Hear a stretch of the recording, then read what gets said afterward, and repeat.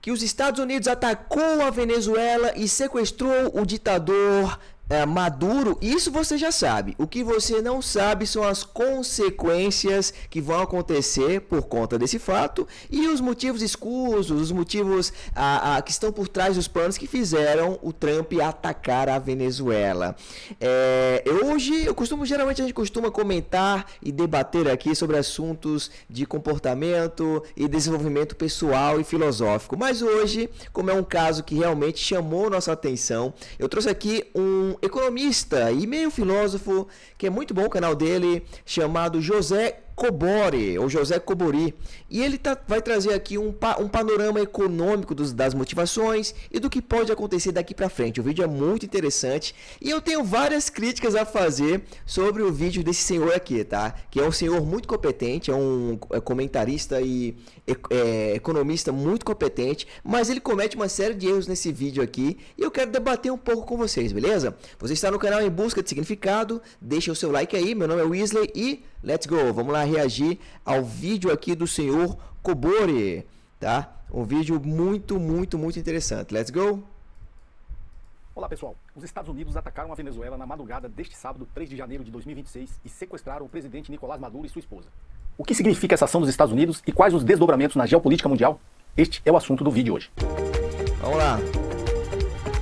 Notificações para ser avisado sempre que eu postar um novo conteúdo. E não esqueça de deixar o like e fazer os seus comentários aqui abaixo.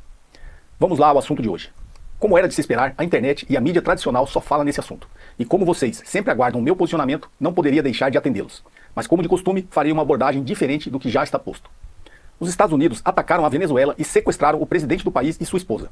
Já começou errado, calma aí, Cobori, já começou errado. Presidente não, cara. Ditador, rapaz. Presidente é eleito democraticamente por um processo legal que existe uma fiscalização naquilo ali, né? Da eleição. O Maduro fraudou as eleições, todo mundo sabe disso. Persegue opositores, matou outros opositores e ainda expulsou o rival dele, né? Que estava competindo a presidência da república. Então, cara, ele não é um presidente, tá? Ele é um ditador. Ele é um ditador que se mantém no poder através do poder do exército.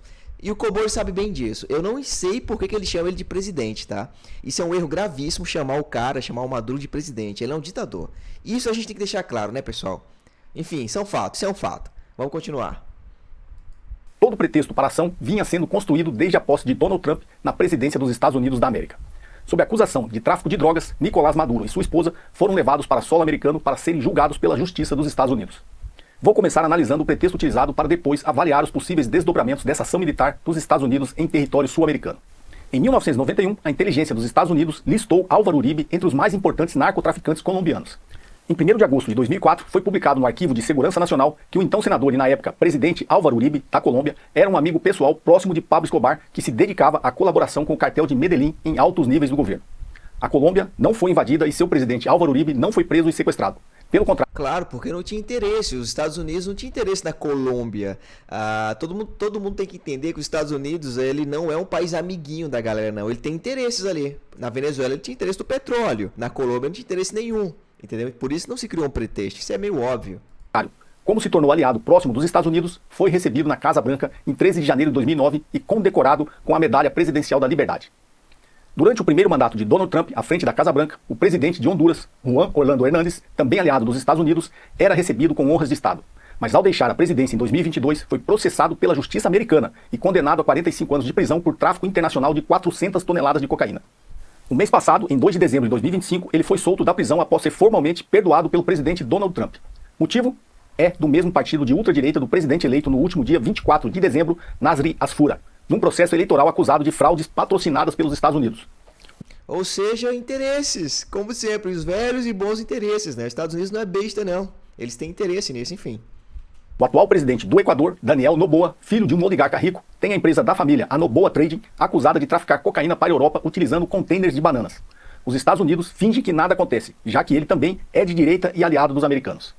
Já nas acusações contra o presidente da Venezuela, a própria imprensa americana alega que o chamado Cartel de Los Soles, do qual Maduro é acusado de participar, simplesmente não existe. É uma invenção da administração de Donald Trump. Finalmente, levantamentos mostram que a Venezuela nem consta como produtores de cocaína do mundo. Colômbia, Peru e Bolívia aparecem, respectivamente, com 65%, 27% e 8%. Isso aí é verdade, isso aí é verdade. Todo mundo sabe que não é a Venezuela que é um dos grandes produtores ou fornecedores de droga para o mundo, né? A Colômbia é muito mais. A própria África também, né? Como diz aqui, né? E os maiores consumidores de drogas pesadas são os americanos e os europeus. Todo mundo sabe disso, né? Então esse pretexto que os Estados Unidos criou foi muito fraco. A gente sabe que não é real para invadir o país. Da produção. Já os Estados Unidos aparecem como os maiores consumidores. Como líderes do capitalismo mundial, devem saber que onde há demanda, há oferta. Podem nos fornecer desde que sejam aliados. Sobre democracia, Ahmed Hussein al-Shara era terrorista, tendo sido da Al-Qaeda até 2016, quando saiu e foi para o Estado Islâmico. Classificado como terrorista e procurado pelos Estados Unidos, tinha uma recompensa de 10 milhões de dólares pela sua cabeça.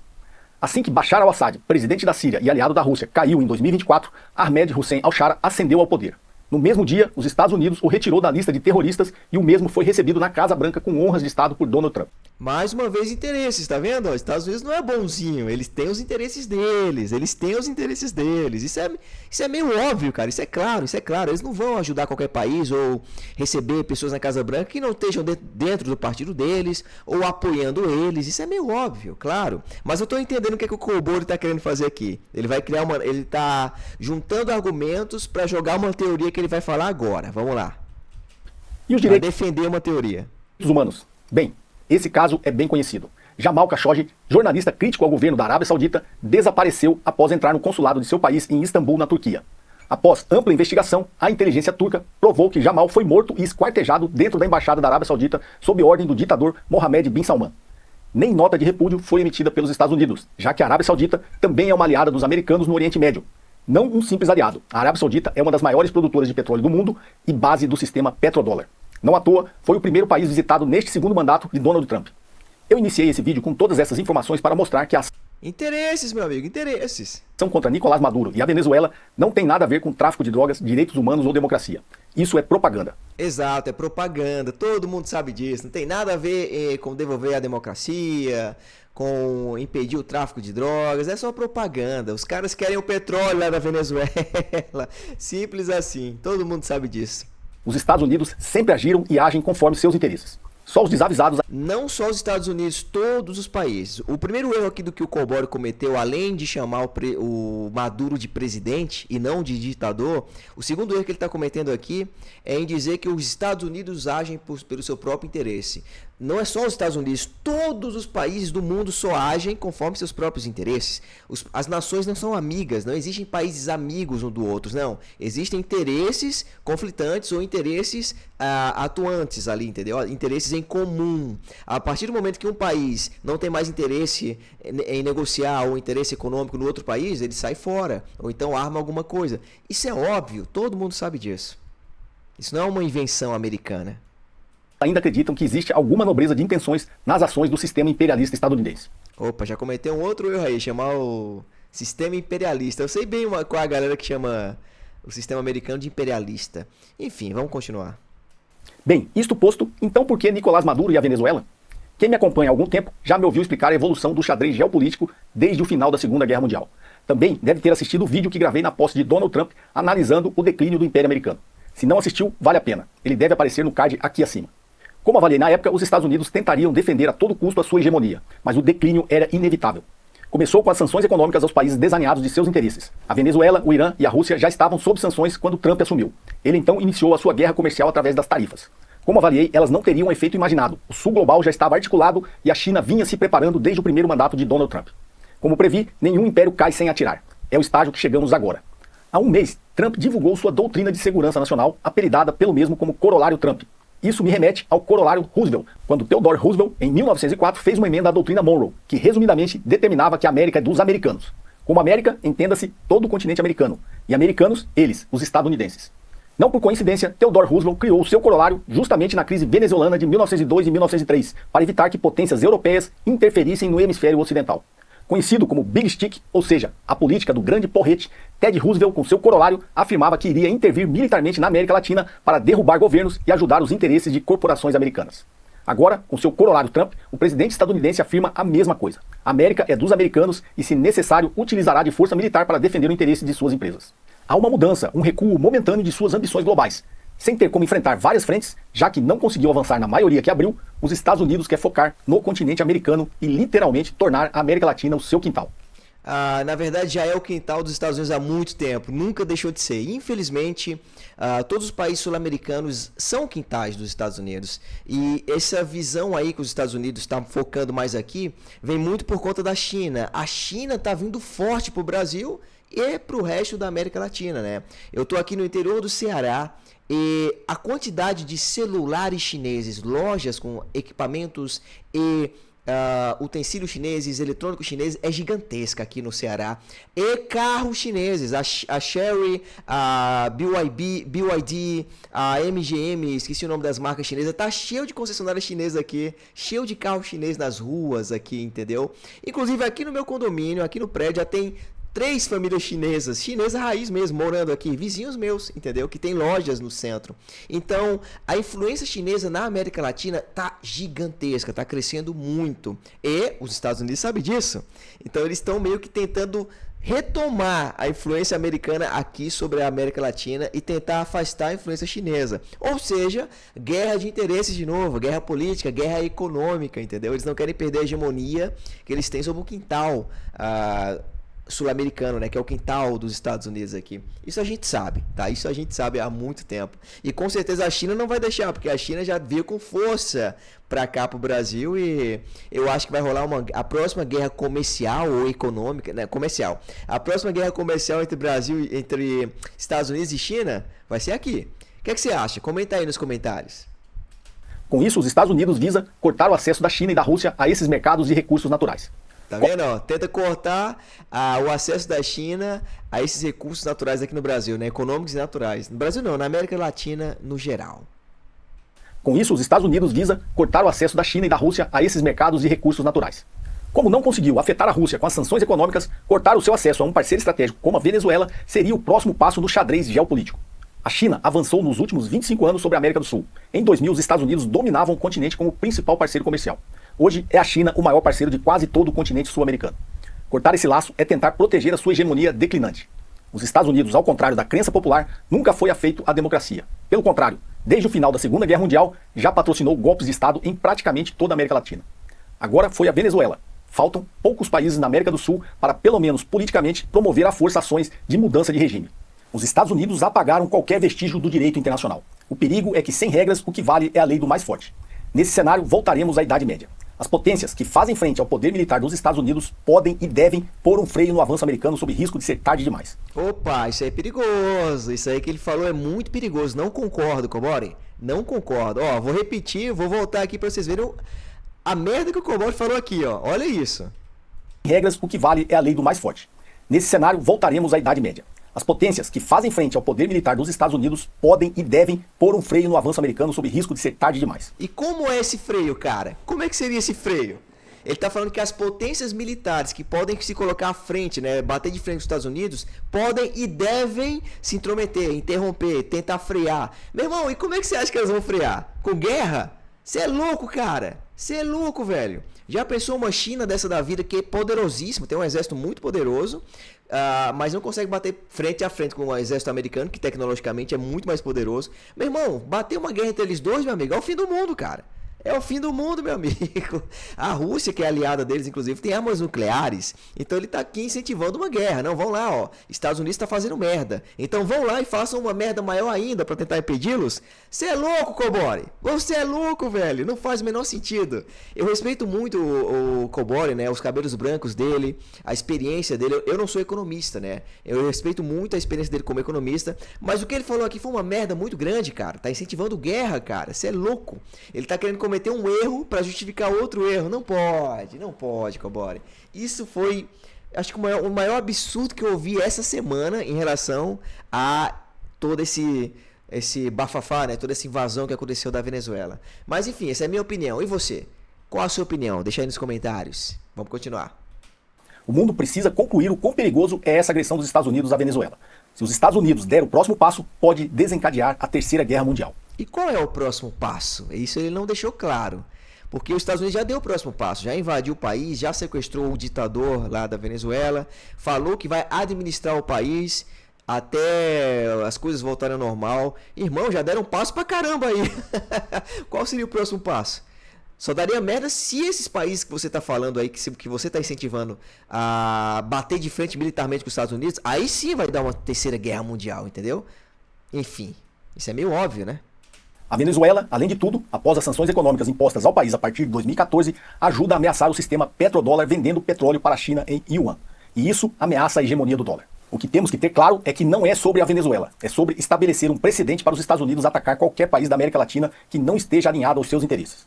O que estamos assistindo em tempo real é o primeiro teste da nova ordem mundial. Os Estados Unidos conseguirão a restauração do sistema unipolar liderado por eles, ou caminharemos para o sistema multipolar com a China e a Rússia sepultando a hegemonia americana. E o Brasil? Bem, a posição do Brasil nas próximas 48 horas definirá o futuro de toda a integração da América do Sul. Isso vai definir se seremos autônomos e soberanos ou se aceitaremos ser o quintal dos Estados Unidos. No mais, continuo afirmando que estamos assistindo o início do fim do Império Americano.